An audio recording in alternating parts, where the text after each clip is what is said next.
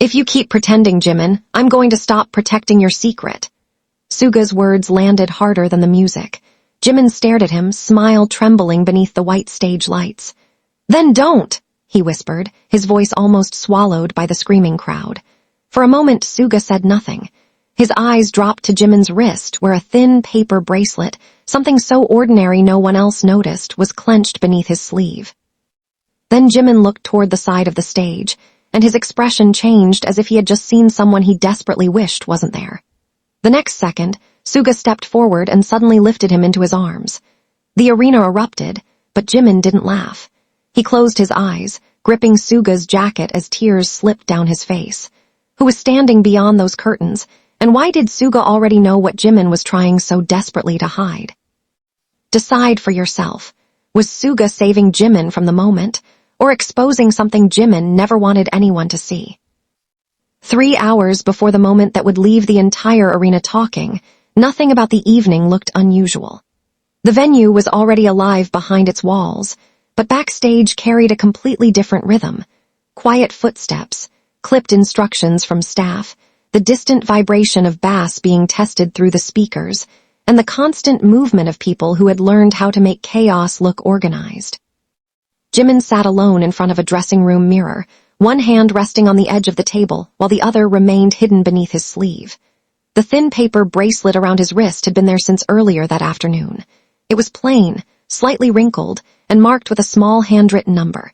He had been asked twice if he wanted to remove it before going on stage. Both times, he had smiled and said, "It's fine." Neither answer explained why he kept touching it whenever he thought nobody was watching. Across the room, Suga stood near the doorway, checking the running order on a tablet. He wasn't looking at Jimin directly, but every few seconds his eyes lifted toward the mirror. Jimin noticed. "You're doing it again," Jimin said. Suga looked up. "Doing what?"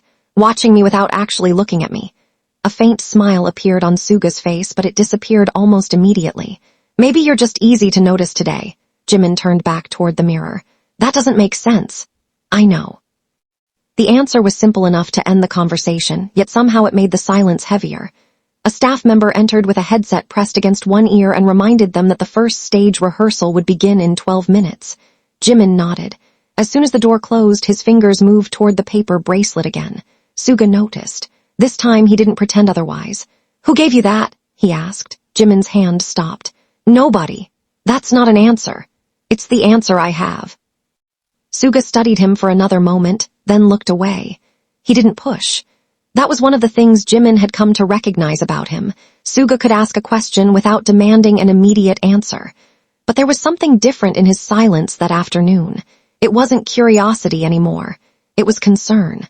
Earlier that day, Jimin had arrived at the venue before most of the performers. He had expected the usual routine: sound check, wardrobe, rehearsal, a quick meal, then the long wait before the audience entered. Instead, near a service corridor away from the main entrance, he had encountered someone he never expected to see there. The meeting had lasted less than 5 minutes. No cameras, no dramatic confrontation, no raised voices. Just a person standing beside a vending machine, holding a folded piece of paper and looking as though they had spent several nights without sleeping properly. Jimin had stopped when he recognized them. The person had looked surprised too. "You actually came," they had said. Jimin remembered that sentence more clearly than anything else from the afternoon. Not because it sounded important, but because of the way it was spoken, as though Jimin's presence had been something they had quietly hoped for and simultaneously feared. He had asked if everything was okay. The person had smiled. It was the kind of smile that answered nothing. Before leaving, they had pressed the paper bracelet into Jimin's hand. "Please don't throw this away," they said. Jimin had wanted to ask why, but footsteps had sounded at the end of the corridor. The person immediately stepped back. "You shouldn't be seen talking to me." Then they disappeared through a staff-only door. Jimin had remained there, staring at the bracelet in his palm. At the time, he had assumed the strange encounter was simply an uncomfortable coincidence. He had no idea that it would become the invisible thread connecting everything that happened that night. By late afternoon, the venue had filled. The sound of thousands of voices began leaking through the backstage walls, growing louder every few minutes. Jungkook passed through the corridor carrying a bottle of water, paused when he saw Jimin and tilted his head. You okay? Jimin answered too quickly. Yeah. Jungkook watched him for half a second longer than necessary. You sure? Just tired. Jungkook nodded, but his expression suggested he wasn't completely convinced. He walked away without pressing further. Moments later, RM entered with the stage coordinator discussing a timing change. Jimin listened, nodded, and followed the instructions like he always did. From the outside, he looked completely prepared. His posture was straight. His voice was steady. His smile appeared at exactly the right moments. But Suga noticed something no one else seemed to catch.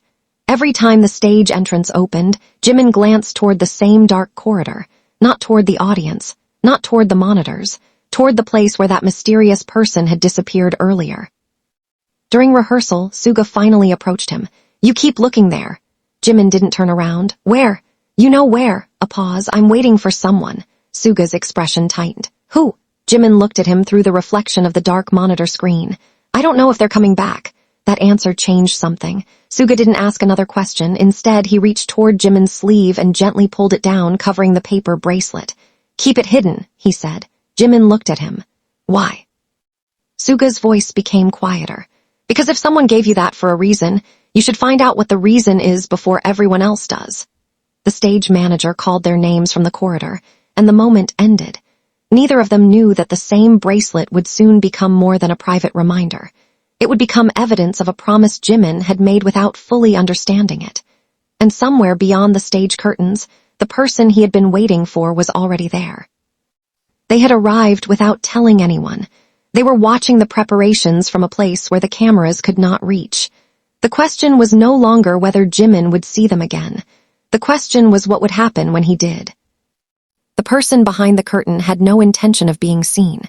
They stood several meters beyond the main stage entrance, half hidden between stacked equipment cases and a row of black curtains, holding the same folded piece of paper Jimin had been given earlier that day. From that distance, Jimin could not recognize the face clearly. He only saw the outline of someone standing unusually still while everyone else moved around them. The person wasn't watching the performance set up. They were watching Jimin, and every time Jimin turned in that direction, they stepped farther into the shadows. Suga noticed it before Jimin did. During the next rehearsal break, he walked toward the side corridor and stopped beside a lighting technician as if he were checking the equipment. His eyes remained fixed ahead. Who is that? He asked casually. The technician followed his gaze. I don't know. They were with the temporary medical support team earlier. Suga's expression changed slightly. Medical support. Yeah, someone from the hospital group. They were supposed to leave after delivering some documents. That answer only created another question. Suga returned to the dressing area without mentioning it to Jimin. Inside, Jimin was sitting on the floor, elbows resting against his knees, staring at his phone. The screen had gone dark, no new messages. He locked it again anyway. They haven't answered, Suga asked. Jimin looked up. Who? The person you're waiting for. Jimin's eyes narrowed. You saw them. Suga leaned against the table. I saw someone. Silence. Jimin looked down at the bracelet beneath his sleeve. They're not supposed to be here. Then why are they? Jimin didn't answer. For several seconds, only the distant sound of the audience could be heard through the walls. Finally, Jimin said, because they think tonight is their last chance. Suga's posture changed. Last chance for what? Jimin swallowed. I don't know. It was the first time he had sounded genuinely frightened. Earlier that afternoon, the person had told Jimin almost nothing. They had only explained that they had been dealing with a private problem for months, something that had become increasingly difficult to hide. They had lost work. They had stopped answering friends. They had begun avoiding family calls. And somewhere along the way, they had convinced themselves that asking Jimin for help would be unfair. Jimin hadn't agreed with that. He had listened because the person didn't seem to need fame, money, or attention. They needed someone to hear the truth without immediately judging it. But there was one part of the story Jimin still didn't understand. Why had this person chosen him? And why had they insisted that the bracelet remain on his wrist? Before Jimin could explain anything to Suga, the door opened. A staff member announced that the next rehearsal would begin in 5 minutes. Jimin stood immediately, slipping his phone into his pocket. Suga watched him pull his sleeve over the bracelet again. Jimin. Jimin stopped. If something happens out there, don't try to handle it alone. Jimin gave a small, almost amused smile. You make it sound like I'm going into battle. I'm serious. The smile disappeared. Jimin nodded once. I know. Then they walked back toward the stage. The arena was louder now. Thousands of voices moved together like one enormous wave, rising whenever a camera appeared on the giant screen. Jimin stepped into the light and became the performer everyone expected him to be. His shoulders relaxed. His smile returned. His movements became precise. But the moment he looked toward the side entrance, his expression faltered. The person was still there. This time, Jimin saw the face. He stopped for less than a second. Suga saw the reaction from across the stage. The person raised one hand, not waving, not asking for attention, just making a small gesture that looked almost like an apology. Jimin's lips parted. Then the music started again. He continued performing. Nobody in the audience seemed to notice, but behind the brightness of the stage, something had shifted. During the next break, Jimin disappeared into a narrow hallway instead of returning to the dressing room. Suga followed several seconds later. He found Jimin standing near an emergency exit, staring at the floor. "They were supposed to leave," Jimin said. Suga stopped beside him. "What did they say?" "Nothing." "Then why are you shaking?" Jimin looked at his own hand as if he had only just noticed it. "Because they looked at me like they already said goodbye." Suga didn't respond immediately. He reached into his pocket and took out a small bottle of water, placing it beside Jimin without forcing him to take it. "You don't have to tell me everything," he said, "but tell me enough so I know whether I should stay close." Jimin looked at him. "What if staying close makes everything worse? Then I'll move when you tell me to." Jimin's eyes lowered. It was a simple answer, but it left him without an excuse. He finally pulled the paper bracelet from beneath his sleeve and held it between two fingers. "They gave me this because they wanted proof that someone remembered them." Suga looked at the bracelet carefully. "And you promised," Jimin nodded. "I promised I wouldn't let them disappear without someone knowing why." A voice suddenly came from the other end of the corridor. The person had returned. They were standing several meters away, pale and exhausted, holding the folded paper against their chest. Their eyes moved from Jimin to Suga. For the first time, Suga saw fear on their face, not fear of being recognized, but fear that Jimin had told someone else. "You shouldn't have brought him into this," the person whispered. Jimin stepped forward. "I didn't, he noticed." The person looked at Suga, then at the bracelet. "Then you need to understand something." Their voice broke. They unfolded the paper with trembling hands, but before they could reveal what was written inside, footsteps approached from backstage. The person immediately folded it again. "Not here." Jimin moved closer. "Then where?" The person looked toward the stage where the crowd had begun chanting again. "After the next performance." Suga's eyes narrowed. "Why after?" The person hesitated. "Because someone else is looking for me." Then they disappeared through the same staff-only door. Jimin stood motionless. Suga looked toward the door, then back at him. Neither spoke. For the first time that night, the mystery was no longer about why Jimin was crying. It was about who had been searching for the person behind the curtain, and why they were willing to wait until Jimin stepped onto the stage again. The next performance began before Jimin had time to process what he had just heard. From the hallway, the opening beat rolled through the building, followed by the roar of thousands of voices. A stage coordinator called his name twice. Jimin finally moved. But Suga remained beside him for one extra second.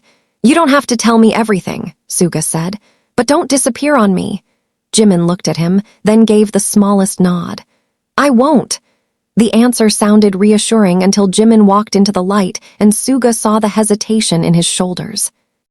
On stage, Jimin became someone else again, the version of himself who knew exactly where to stand, when to smile, when to turn toward the cameras, when to raise his hand so the entire arena would erupt. But Suga had begun noticing the spaces between those movements. Jimin's breathing was shorter. His left hand kept returning to his sleeve. Twice, his eyes moved toward the wings. The second time, he saw the same person standing there. They were no longer alone. A security staff member stood several feet away, speaking quietly into a radio. The person looked down at the folded paper in their hand, then toward the audience. Jimin almost missed his next cue. Suga adjusted his position immediately, stepping into Jimin's line of sight just long enough for him to recover. To the audience, it looked like an ordinary interaction between two performers. To Jimin, it was a signal. "I'm here. Keep going." The song ended. The arena shook with applause. Jimin smiled. Suga watched his eyes instead. They were searching again. Backstage, the moment they cleared the curtain, a manager approached them with a confused expression. "Jimin, were you expecting someone from the support team?" Jimin stopped. "Why?" "Security says there's a person who keeps entering the restricted corridor." Jimin's stomach tightened. "Did they tell you who?" No, that's the problem. Suga looked toward the corridor. Where are they now? We don't know. The manager's voice became more serious. That's why I need you both to stay away from that area until we figure it out. Jimin nodded, but his eyes remained fixed on the hallway. The manager walked away to speak with security. Suga waited until he was out of earshot. You heard him, Jimin whispered. They're in trouble. Maybe. You don't believe that. I believe you don't know enough yet. Jimin turned toward him. Then let's find out. Suga shook his head. Not like this. Why not? Because you're already emotionally involved. Jimin's expression hardened. So are you. That stopped Suga. Neither of them spoke for several seconds. Then Suga asked quietly, when did you decide this was your responsibility? Jimin looked away. When they asked me not to let anyone forget them. Suga exhaled slowly. That's not the same as being responsible for saving them. Maybe not. Jimin pulled the bracelet from beneath his sleeve again. But if everyone keeps saying that, who's going to help? Suga didn't answer. He reached out and gently pushed Jimin's sleeve back over the bracelet. You can help without carrying the whole thing. Jimin looked down at his wrist. You said that earlier. Because you didn't listen. A brief smile appeared between them, but it disappeared when a distant door slammed. Both turned. A security guard hurried around the corner. We found them. Jimin immediately stepped forward. Where? The guard hesitated. Lower service corridor. Suga moved first. Don't go, the guard warned. We're handling it. Jimin's face changed. Are they hurt? I didn't say that. Then why are you stopping me? The guard exchanged a glance with the manager who had just arrived. Because there's another person with them.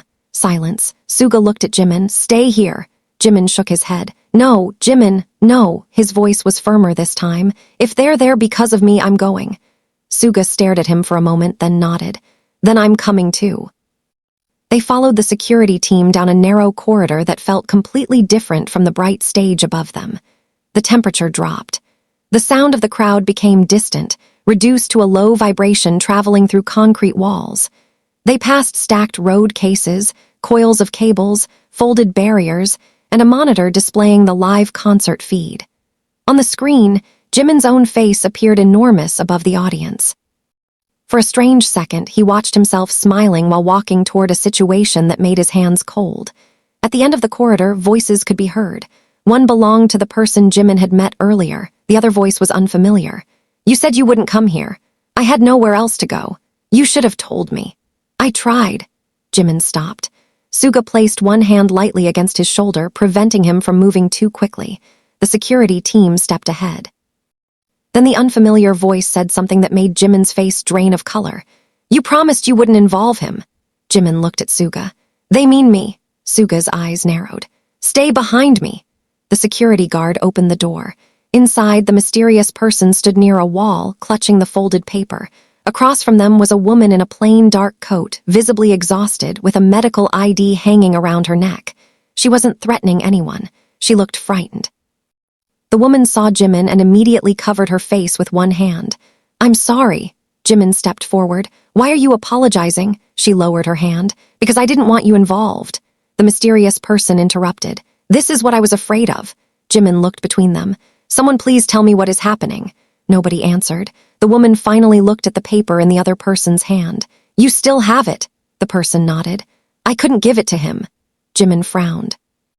Me what? Suga noticed something on the paper before anyone else did, a hospital logo printed faintly in the corner. He looked at the woman's ID. You're from the patient support program. She nodded. Yes. Jimin's expression softened, but confusion remained. Who is the patient? The woman looked at him, her eyes filled with hesitation. That's the problem, we don't know how long she has. The room became silent. Jimin's breathing changed. Who? The woman looked toward the person beside her. Her younger sister. The person lowered their head. Suddenly, the bracelet around Jimin's wrist no longer seemed insignificant. The number written on it was not random. It was a room number. The folded paper was not a letter asking Jimin for money or publicity.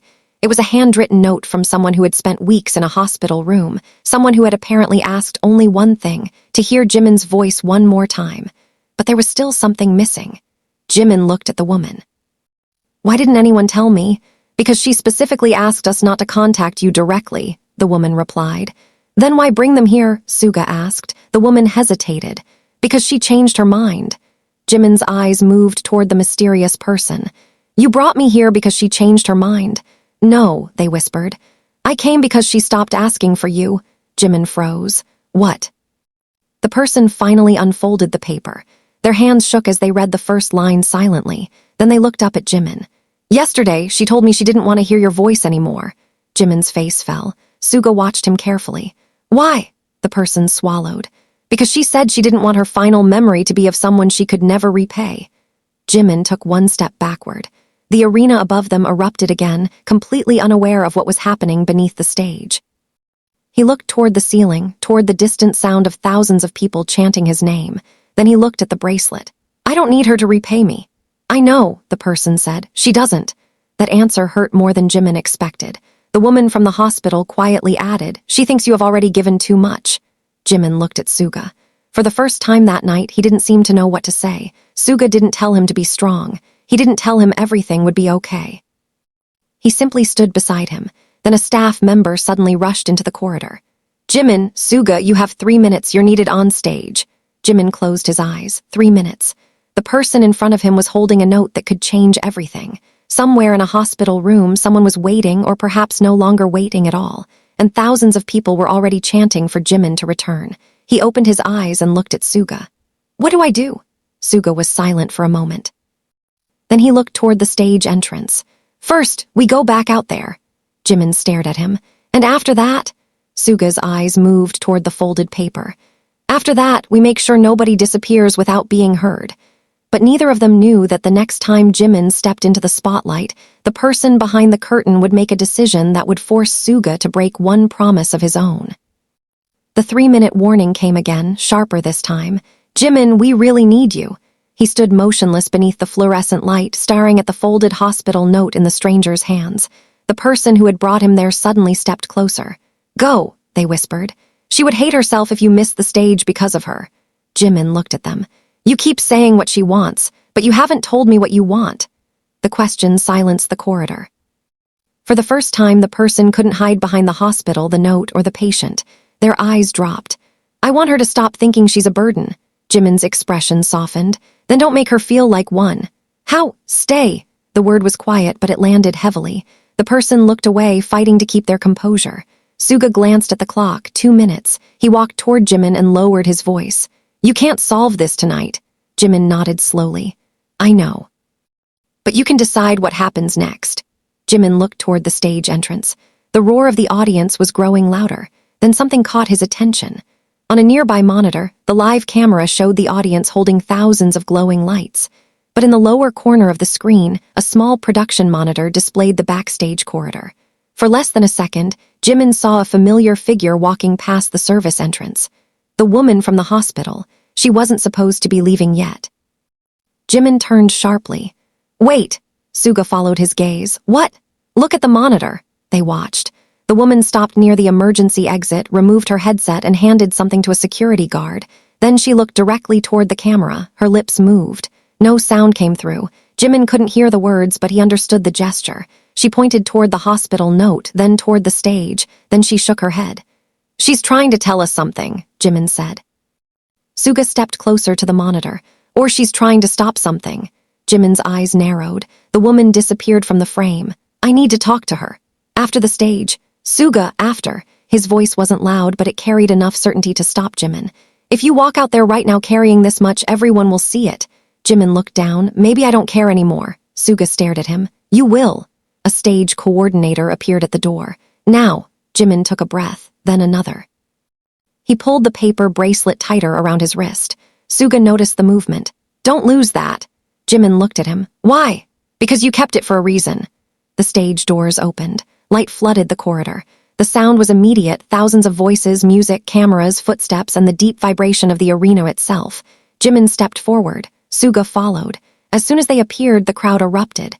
For a few seconds, Jimin looked almost normal again. He smiled. He raised his hand. He moved into position. But the person behind the curtain watched him with tears in their eyes because they knew something the audience didn't. Jimin was not simply returning to the stage. He was trying to hold together two worlds that were never supposed to meet. The performance began. The choreography required precision, but Jimin's attention kept drifting toward the side. Suga stayed close. Not so close that the audience would notice anything unusual, but close enough that Jimin could see him whenever he turned. During one transition, Jimin stumbled half a step. Suga adjusted immediately, covering the mistake with a change in position. The crowd screamed louder, assuming it was part of the performance. Jimin glanced at him. Suga gave a barely perceptible nod. Keep going. But then the giant screen changed. A live camera captured Jimin's face. His smile appeared on thousands of phones. And for the first time, he saw the person in the wings reflected behind him on the screen. They were holding the hospital note against their chest. Jimin's expression changed. The audience noticed something even if they didn't know what it meant. The cheering softened into a strange murmur. Suga saw it too. Then the music ended. Jimin stood beneath a single bright light, breathing heavily. The planned transition required him to walk toward the center platform. Instead, he remained where he was. The stage manager shouted through the headset. "Jimin, move!" He didn't. Suga turned toward him. "Jimin," Jimin whispered. "She came." "Who?" "The patient." Suga's expression changed. "What?" Jimin pointed toward the upper seating area. There, near the edge of the arena, sat a small figure wearing a plain cap and holding a blanket around her shoulders. She wasn't part of the production. She wasn't backstage. She had somehow made it into the audience. Jimin's eyes filled instantly. Mysterious person had lied about her being unable to come, or perhaps they hadn't known. The woman from the hospital had never told anyone. The girl lifted one hand. On her wrist was a matching paper bracelet. Jimin stared at it, same number, same handwriting. The entire arena continued cheering, but for Jimin the sound seemed to disappear. Suga stepped closer. "Don't go to her." Jimin looked at him. "Why?" "Because you don't know what she's been told." Jimin shook his head. "She came here." "I know." "Then I have to." "No," Suga's voice was firmer. "You don't know whether she's strong enough to see you right now." Jimin's eyes filled with frustration. "She's not a child." "I know." "Then stop deciding for her." Suga fell silent. That sentence hit something deeper than either expected. Jimin turned toward the audience again. The girl was still watching him. She smiled faintly. Then she touched the bracelet on her wrist. Jimin looked down at his own. Suddenly the small number made sense. It wasn't a room number. It was a date. The date of a promise she had made with her sister. The mysterious person had been carrying the note because they couldn't bear to deliver it themselves. And Jimin had been carrying the bracelet because he had promised to remember that date. Suga saw the realization on his face. "You didn't know." Jimin shook his head.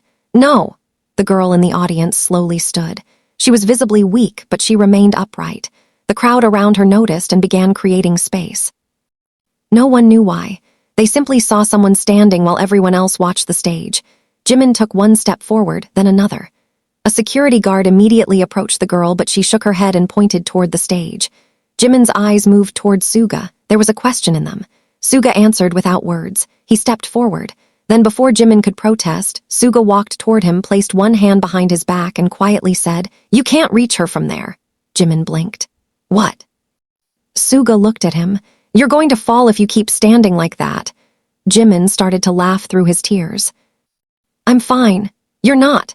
Then Suga suddenly bent down and lifted Jimin into his arms. The arena exploded with screams. Jimin's eyes widened in complete disbelief. "Suga, put me down." Suga ignored him. For a few seconds, Jimin struggled to understand what was happening. Then his hands instinctively grabbed Suga's jacket. His forehead dropped against Suga's shoulder. And that was when the cameras caught his face. The smile was gone. The tears came quietly, not because he was embarrassed. Not because thousands of people were watching. He was crying because from Suga's arms he could finally see the girl clearly.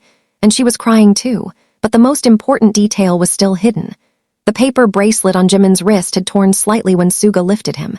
Beneath the paper was a tiny handwritten message that Jimin had never seen. Suga saw it first. His expression changed. He lowered his voice.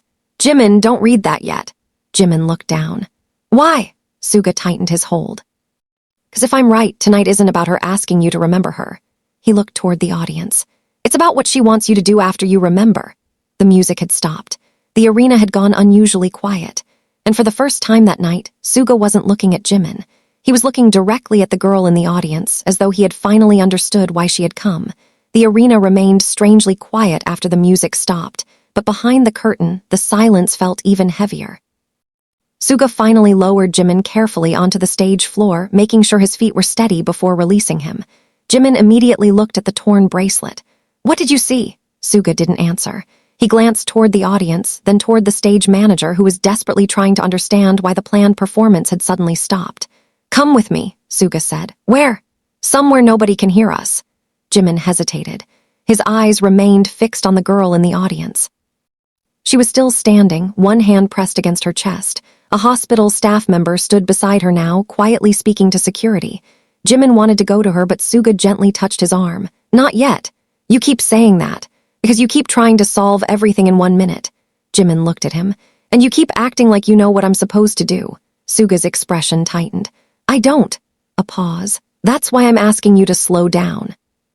They moved through the backstage corridor while the crew attempted to restart the show. The moment the door closed behind them, the noise of the arena became distant. The hallway was cold. A monitor on the wall showed the frozen image of Jimin standing beneath the stage lights, his face still wet with tears. He looked at the screen for a second, then turned away. Suga noticed. "Don't watch yourself." "Why?" "Because you'll start thinking about what everyone saw instead of what actually happened." Jimin leaned against the wall. "Maybe everyone saw enough." Suga pulled a chair toward him. "Sit." Jimin didn't. "Tell me what was under the bracelet." Suga reached carefully for the torn paper. He didn't remove it completely. "You should read it yourself." "You told me not to." "I said not yet." Jimin stared at him. "Why?" Suga took a breath. "Because the moment you read it, you might make a decision you can't take back." Jimin's eyes narrowed. "And you think I can't make my own decisions?" "I think you're exhausted." "That's different." "Not tonight." The words were quiet. Jimin looked away. For several seconds neither spoke. Then Jimin laughed once without humor. "You know what the worst part is?" Suga waited. "Everyone keeps telling me to rest, to breathe, to step back, but nobody asks why I can't." Suga sat across from him. "Then tell me." Jimin's fingers tightened around the bracelet. "Because every time I step back, I feel like I'm abandoning someone." "Who?" Jimin's voice dropped. "People who think they're alone." Suga remained silent. Jimin looked at the floor. "That person earlier, they weren't asking me to fix anything. They just wanted someone to remember their sister as a person, not a diagnosis." Suga nodded slowly. "And you thought you had to become that person?" "Maybe." "Why you?" Jimin looked up. "Because she asked." "That's not what I mean." Jimin's eyes moved toward the dark monitor. "I don't know." Suga leaned forward. "Maybe that's the part you haven't wanted to admit." Jimin frowned. "What?" "You weren't afraid of losing her." He paused. "You were afraid of failing her." Jimin said nothing. The words seemed to settle somewhere deeper than the conversation itself. Outside, a stage technician called for the next sequence. The concert continued without them for several minutes, filled with music and controlled movement, but inside the small room, time seemed to have slowed. Jimin finally whispered, "What if she asked me to do something impossible?" Suga looked at the bracelet. "Then we find out exactly what she asked." Jimin carefully peeled back the torn paper. Beneath it was a tiny handwritten sentence. He read it once, then again. His breathing stopped. Suga didn't ask what it said. Jimin folded the bracelet into his palm. "She doesn't want me to remember her." Suga waited. "She wants me to remember her sister." "What else?" Jimin's eyes filled again. "She wants me to make sure her sister doesn't spend the rest of her life thinking she was difficult to love." Suga lowered his gaze. "That's not impossible." Jimin looked at him. "How?" "By not making it about you." Jimin stared at him for several seconds. "You really know how to say the hardest thing at the worst time." A faint smile crossed Suga's face. "Someone has to." Jimin looked down again. "She asked me not to visit the hospital." "Why?" "Because she thinks if I go, people will turn her sister's final days into a story." Suga nodded. "Then don't go." Jimin looked surprised. "Just like that?" "No, not just like that." Suga leaned back. "Respect what she asked, but don't disappear either. There are ways to help without turning someone into a spectacle." Jimin was quiet. Then he asked, "Would you have done the same?" Suga didn't answer immediately. He looked toward the door. "I don't know." "That's the first honest answer you've given me tonight." "I've been honest."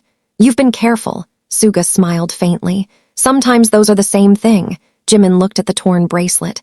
"Why did you carry me?" Suga's expression changed. It was the question he had been avoiding. "Because you were about to fall."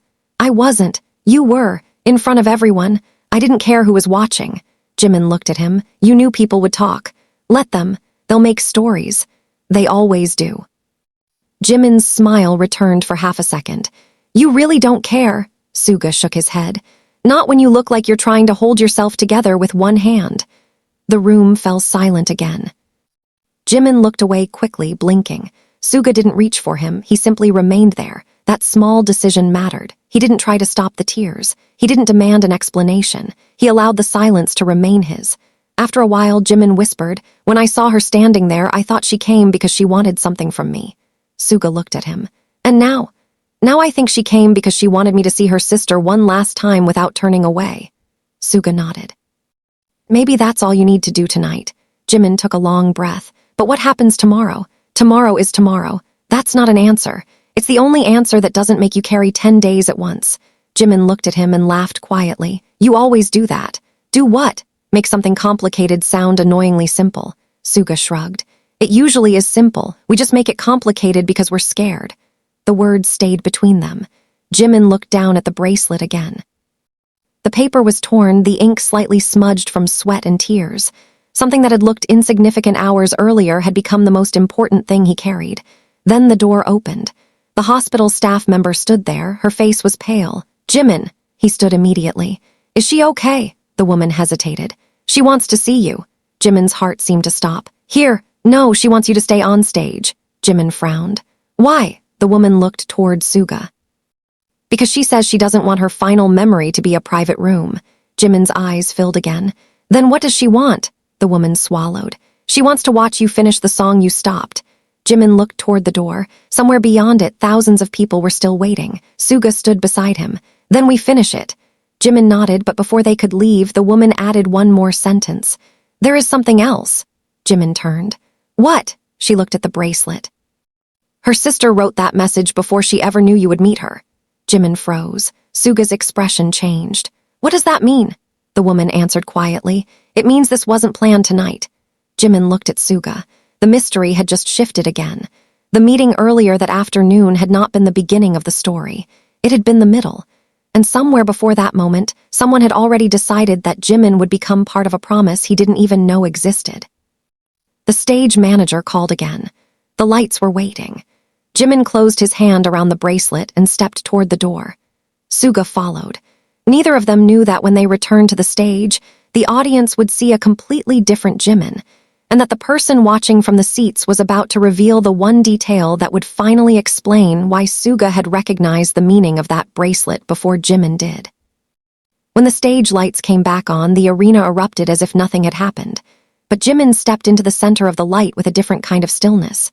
The music began softly, almost cautiously. He didn't look toward the cameras. He looked toward the upper section where the girl was sitting beside the hospital staff member. She raised her hand. The paper bracelet around her wrist was visible even from the stage. Jimin touched his own. Then he looked at Suga. For a moment, neither moved.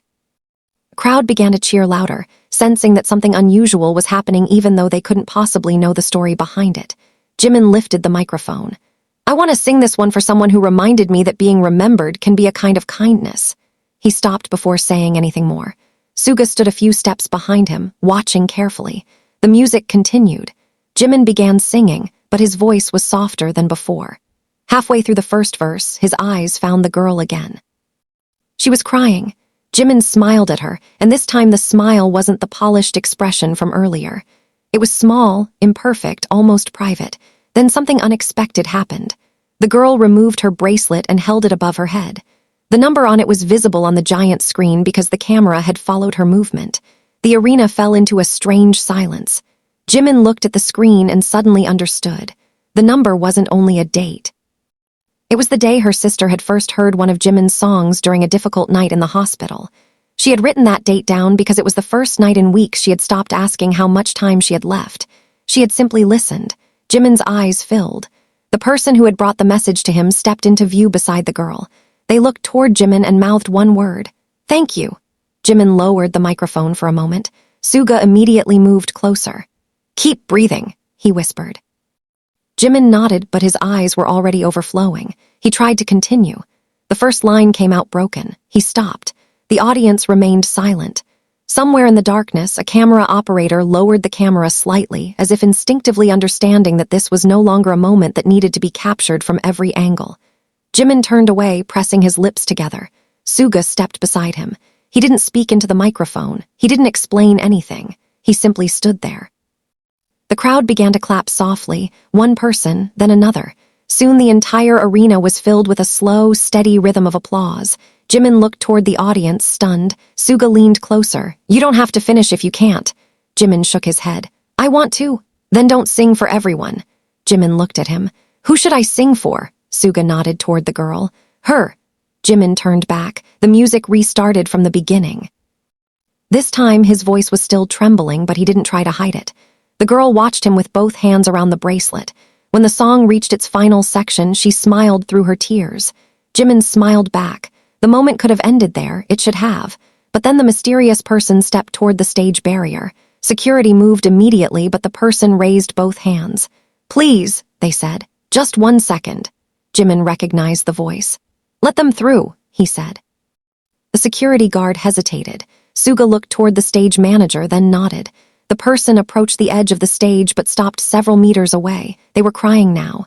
I need to tell you something, they said. Jimin lowered the microphone. What? I lied to you earlier. Jimin's face tightened. About what? About why I came.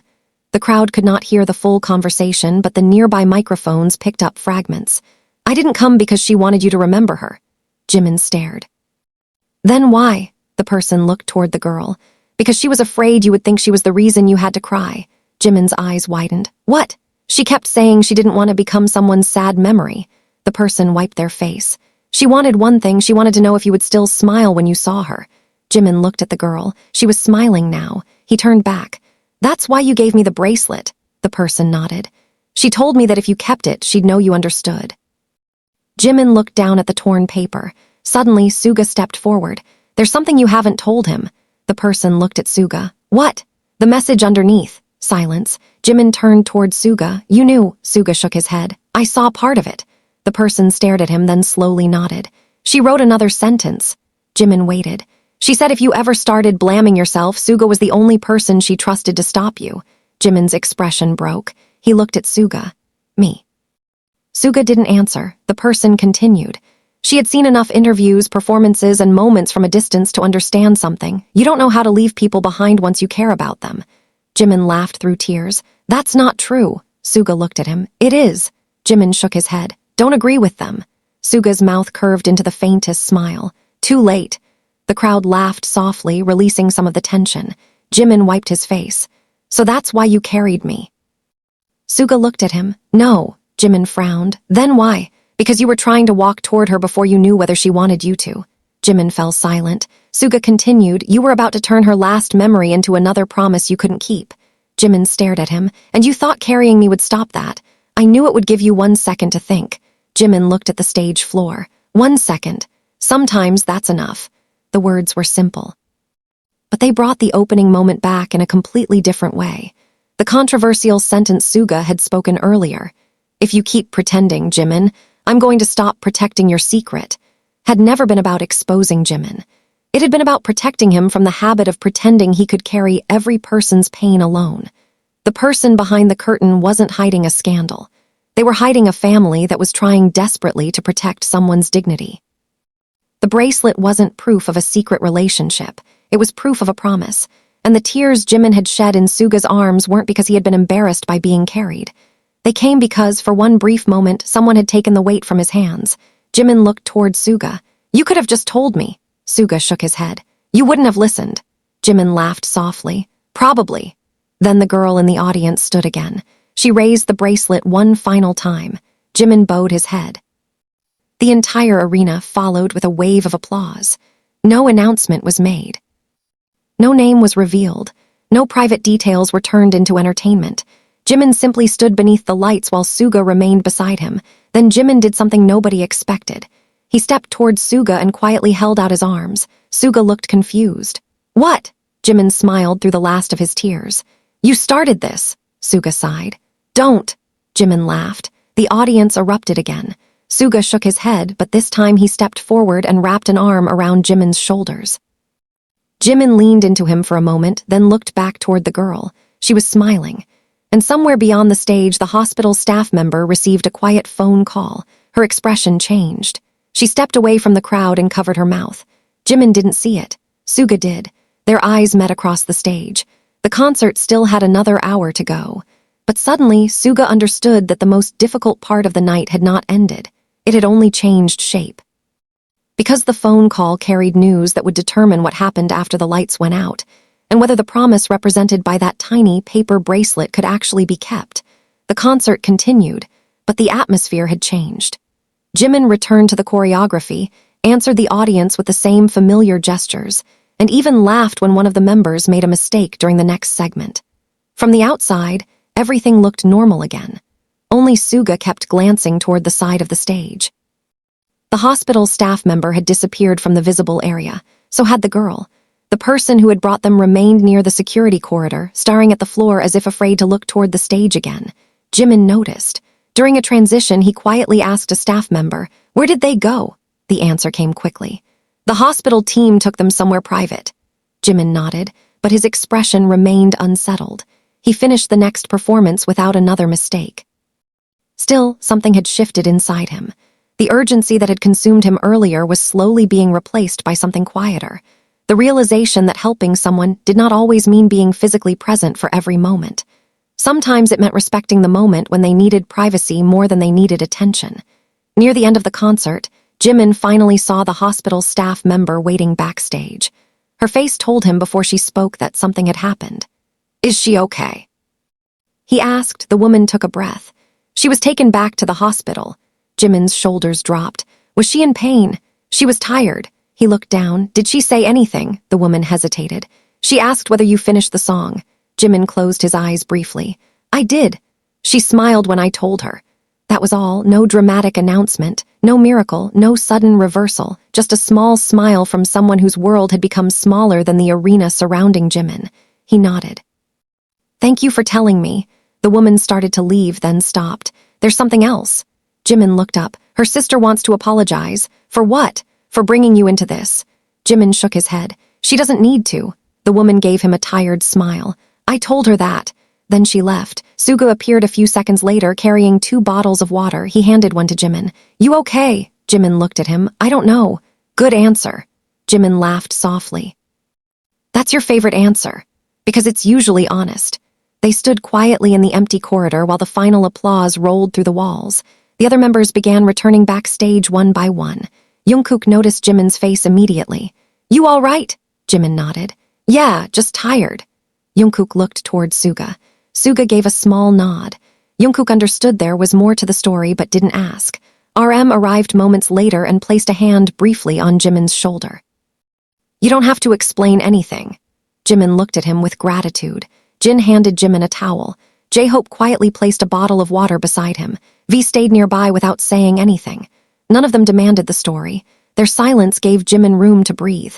Later, after the dressing room emptied, Jimin found the mysterious person sitting alone near the service entrance. They were still holding the folded paper. Jimin sat beside them. "You don't have to apologize," he said. The person looked down. "I should." "No, I lied. You were scared." "That doesn't make it right." Jimin considered the words. "No, but it makes it understandable." The person finally looked at him. "Why did you help us?" Jimin smiled faintly. "Because you asked me not to let her disappear." "And now?" Jimin looked toward the empty corridor.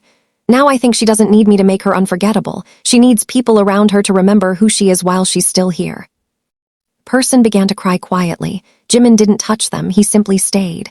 A few minutes later, Suga appeared at the doorway. He didn't interrupt. He waited. When the conversation ended, Jimin walked toward him. "You were right." Suga raised an eyebrow. "About what?" "I couldn't solve it tonight." "You tried." "I know," Jimin smiled. "But I didn't solve it." Suga looked at the bracelet. "You don't have to." Jimin removed it carefully and placed it in his palm. "I almost threw this away earlier." Suga looked down at it. "I'm glad you didn't." "Why?" Suga turned the bracelet over. "Because sometimes the smallest things survive the nights we think we'll never get through." Jimin smiled. "That sounds dangerously close to a motivational quote." "Then forget I said it." Jimin laughed. For the first time that evening, the laughter sounded completely natural, but the aftermath did not end when the arena emptied. The next morning, Jimin received a message from the hospital. It wasn't long. It simply said that the girl had asked for the song to be played again. Jimin read it twice. He didn't reply immediately. Instead, he sent the message to Suga with one sentence. "She remembered." Suga replied several minutes later. "Then let her." The 2 words stayed with Jimin throughout the day. He didn't post anything. He didn't tell the public what had happened. He didn't turn the night into a story for attention. The people who had been there understood that some moments belonged to the people inside them. Even the members knew only fragments. Jungkook eventually learned that someone had been in the audience for personal reasons. RM knew there had been a hospital connection. The others understood that Jimin had been carrying something emotionally heavy, but nobody pushed him for details. That restraint became one of the most meaningful consequences of the night. Meanwhile, the person who had brought the message began visiting the hospital regularly. At first, they still blamed themselves, but something had changed. They stopped saying, "I should have done more." Instead, they began asking, "What does she need today?" It was a small difference, but it changed everything. The hospital staff noticed it, the family noticed it, even the patient noticed it, and Jimin, though far away, received occasional updates without asking for private medical details. One evening, another message arrived. "She wants you to know she laughed today." Jimin stared at the screen for a long time. Then he smiled. Suga happened to walk past and noticed. "Good news," Jimin nodded. "She laughed." Suga didn't ask who, he didn't need to. "Then that's good." Jimin put the phone away. "I think I finally understand." "Understand what?" "Why she didn't want me to visit." Suga waited. "She didn't want me to become the center of her story." Suga nodded. "And you were willing to let her stay the center." Jimin smiled. "I think so." The following weeks were quieter. The arena was gone. The cameras moved on to other stories. Fans continued discussing the brief moment when Suga had lifted Jimin on stage, creating countless theories about what had happened. Some believed it was spontaneous. Others thought it was planned. A few noticed the tears and wondered if something serious had happened backstage. But nobody outside the small circle knew the truth, and Jimin preferred it that way. One night, he received another message. This time, it wasn't from the hospital staff. It was from the person he had met backstage. "She asked me to tell you she doesn't remember the song perfectly anymore, but she remembers your smile." Jimin read the sentence silently. Then he looked at the paper bracelet lying on his desk. The ink had faded slightly. The number was still visible. He touched it with one finger. Somewhere across the city, another family was learning how to live inside an uncertain tomorrow. And Jimin was learning that sometimes kindness did not mean holding on tighter. Sometimes it meant knowing when to loosen your grip. Yet there was still one unanswered question. The bracelet had carried a message Jimin had only partially understood. And one line beneath the torn paper remained hidden because Suga had stopped him from reading it that night. Weeks later, that final line would resurface unexpectedly, and it would reveal why Suga had been so determined to keep Jimin from carrying the entire burden alone. Weeks passed, and the night at the arena slowly became something Jimin rarely spoke about. The paper bracelet stayed inside a small drawer beside his desk, folded carefully between two ordinary pieces of paper. The ink had faded, but the handwritten number remained visible. Occasionally, Jimin would open the drawer, look at it for a few seconds, and close it again. He never treated it like a trophy or a souvenir. It was simply a reminder of a night when he had almost confused caring with carrying. Suga never asked about it. That was deliberate. He understood that some memories became heavier when people were forced to explain them repeatedly. But one rainy afternoon, several months later, Jimin returned to the same drawer and found something he had forgotten. The torn section of the bracelet had separated completely. Beneath the fold was the sentence Suga had warned him not to read that night. Jimin unfolded it slowly. The handwriting was small and uneven. Said, "If he starts blaming himself, remind him that being there for someone does not mean becoming responsible for how their story ends." Jimin stared at the sentence for a long time. Then he understood why Suga had gone silent when he first saw it. It wasn't a message asking Jimin to save anyone. It was permission to stop trying. Later that evening, Jimin found Suga alone in a quiet rehearsal room. Rain tapped against the window while a piano track played softly from a nearby speaker. Jimin placed the bracelet on the piano. "You knew," Suga looked at it. "I suspected. You saw the sentence, part of it." Jimin nodded. "Why didn't you let me read it?" Suga leaned against the piano. "Because that night you were already convinced you had failed someone." Jimin looked down. "I hadn't even done anything." "Exactly." Silence filled the room. Jimin smiled faintly. "You could have told me. You wouldn't have believed me." "Probably not." Suga glanced at the bracelet. "You needed to discover it yourself." Jimin touched the paper carefully.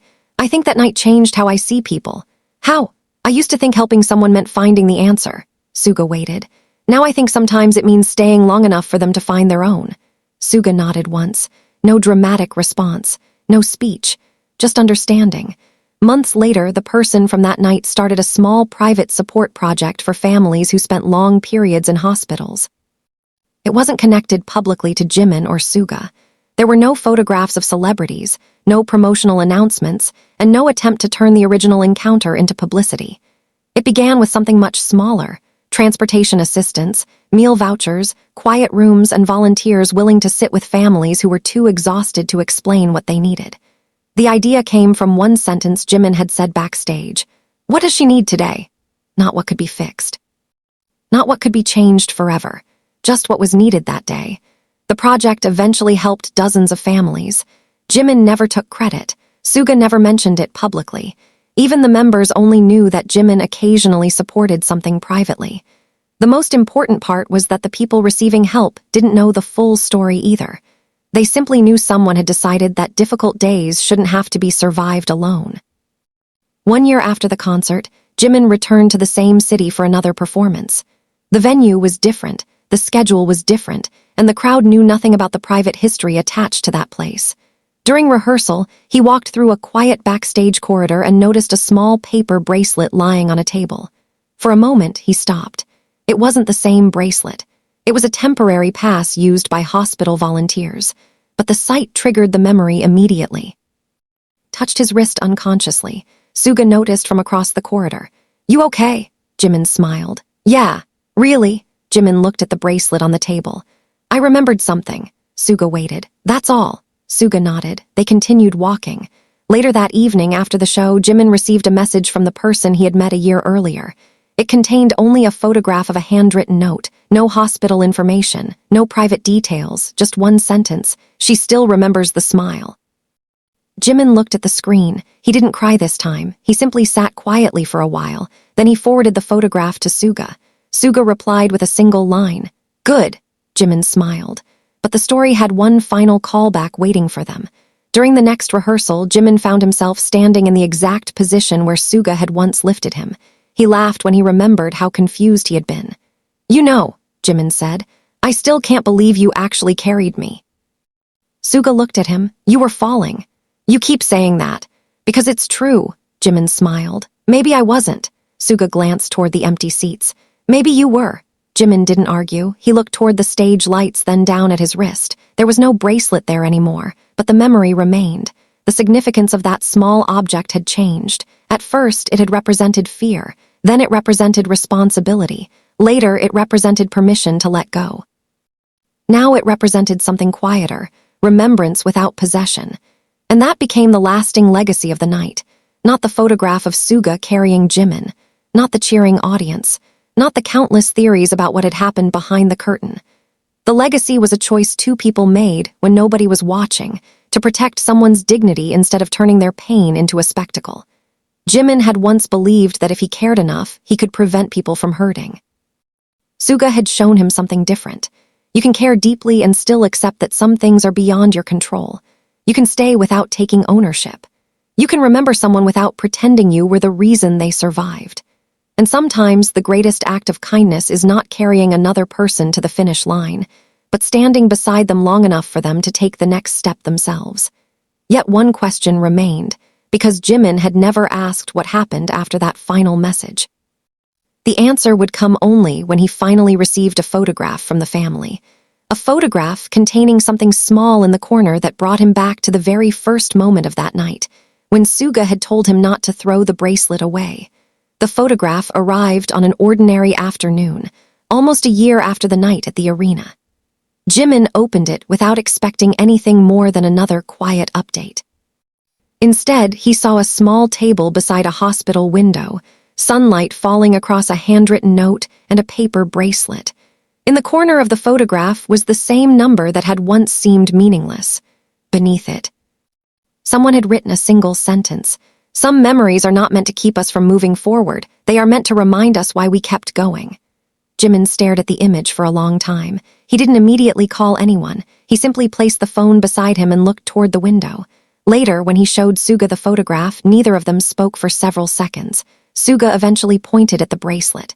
"You kept yours," Jimin smiled. "You told me not to throw it away." "I don't remember saying that." I do. Suga looked away, pretending to be annoyed. Jimin laughed quietly. The memory no longer carried the same weight. The night that had begun with fear, confusion, and a promise Jimin didn't fully understand had become something much simpler. Two people had met at the right moment. One needed to be heard. Another needed to learn that helping didn't always mean fixing. And somewhere between them, Suga had noticed what Jimin couldn't yet see.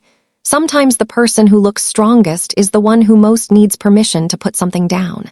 The audience that night had remembered a different image. They remembered Suga suddenly lifting Jimin, Jimin's shocked expression, the tears, the embrace, the roar that followed. They could interpret that moment however they wanted. They didn't know about the hospital corridor, the folded note, the frightened family, or the tiny bracelet hidden beneath Jimin's sleeve. And perhaps they didn't need to, because some stories become more meaningful when they are not turned into public explanations. Jimin eventually returned to the stage many times after that night. He smiled again. He laughed again. He carried new responsibilities, new songs, new memories. But whenever someone around him seemed overwhelmed, he became slightly more patient. He stopped asking, "How do I fix this?" and began asking, "What do you need today?" Suga noticed the change but never mentioned it. He simply stayed nearby when he sensed Jimin was carrying too much. Sometimes that meant a bottle of water placed silently beside him. Sometimes it meant changing the subject. Sometimes it meant saying nothing at all. Their friendship didn't become perfect because of one night. It became more honest. They learned that caring for someone didn't require dramatic promises. Sometimes it was simply knowing when to step closer and when to give space. And perhaps that was the real meaning of the moment everyone thought they understood. Suga carrying Jimin wasn't the story. It was only the visible part of a much quieter decision. For a few seconds, Jimin didn't have to hold himself up alone. The stage lights had made the moment public, but the reason behind it belonged to the people who had stood in the shadows. The paper bracelet had seemed insignificant when it first appeared. Later, it became a promise, then a warning. Finally, it became a reminder that people are not problems waiting to be solved. They are lives moving through difficult moments, sometimes needing nothing more than someone willing to remain present without demanding an ending. And if there was one thing Jimin carried forward from that night, it wasn't guilt. It wasn't fear.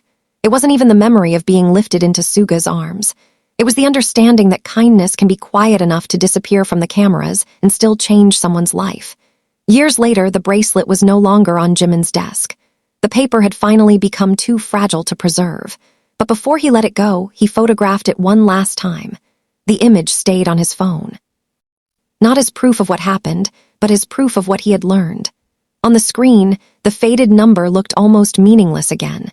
And perhaps that was fitting, because the most important things in life rarely announce their importance when they first arrive. Sometimes they look like a small piece of paper. Sometimes like a person waiting alone behind a curtain. Sometimes like a friend saying, "Don't carry everything yourself." And sometimes, beneath thousands of lights, they look like one person reaching out just before another person falls. The audience saw Suga carry Jimin. But the deeper story was that, for one brief moment, they carried each other. And perhaps that is why the image stayed with everyone who witnessed it, not because it was dramatic, but because somewhere beneath the music, the cameras, and the noise, it reminded them of something painfully human. We all reach moments when we can no longer pretend we are fine. The question is not whether someone will notice. The question is whether, when they do, they will choose to stay. And if you had been standing in that arena that night, watching Jimin break down while Suga held him beneath the lights, would you have judged the moment by what the cameras showed? Or would you have wondered what kind of burden someone had been carrying long before anyone saw him fall?